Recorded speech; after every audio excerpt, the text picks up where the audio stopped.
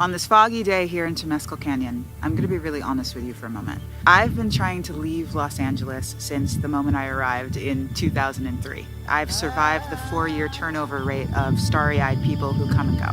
As a producer, mainly of conscious media, a lot of my work is here, which is why I'm here. LA may be an amazing place for some. To me, it's an environmental catastrophe waiting to happen. See my video about No Way LA to find out why it's so dangerous.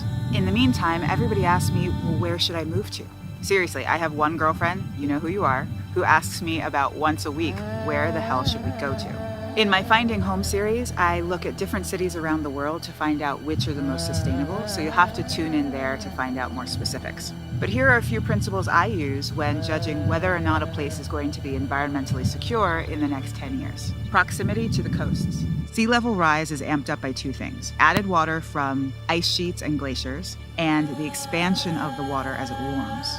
This graph tracks the change in sea level since 1993 by satellites, courtesy of NASA. It's going to be important to be off the coasts, especially if you live at sea level, like Venice, California, or in Oregon and Washington State due to that pesky thing called the Cascadian Rift.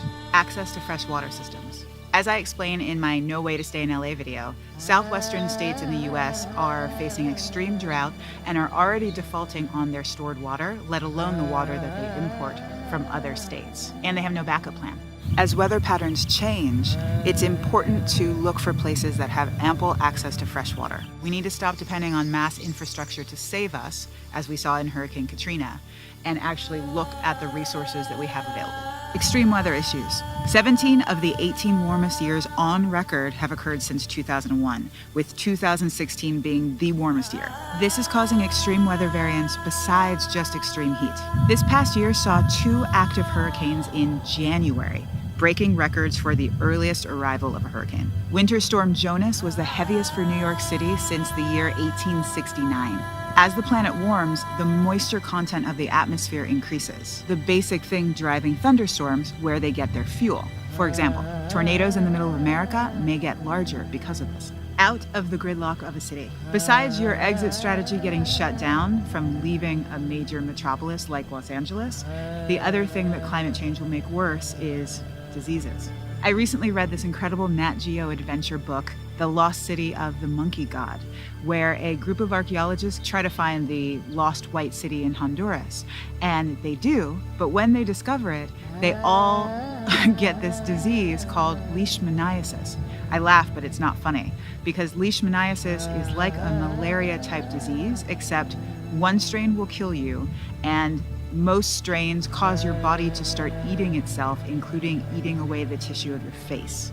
Not to totally freak you out, but the World Health Organization says that these so-called developing country diseases, like malaria or dengue fever, will start spreading to the developed countries as warming increases.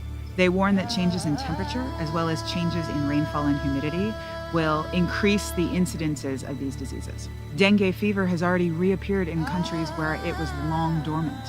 Where warmth grows, mosquitoes flow. Environmental security plan of cities around you. Many experts say that the resilience of a place to climate change really just depends on how prepared you are. So if you live in a crunchy granola city like Portland, guess what? You're going to be eating crunchy granola for many more years to come than possibly your relatives who eat partially hydrogenated soybean cereal.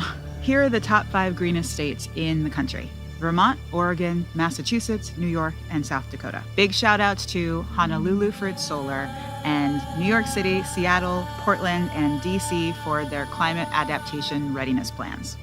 And a last little secret tip for finding your forever home. The places that you hear least about on the news are probably the safest.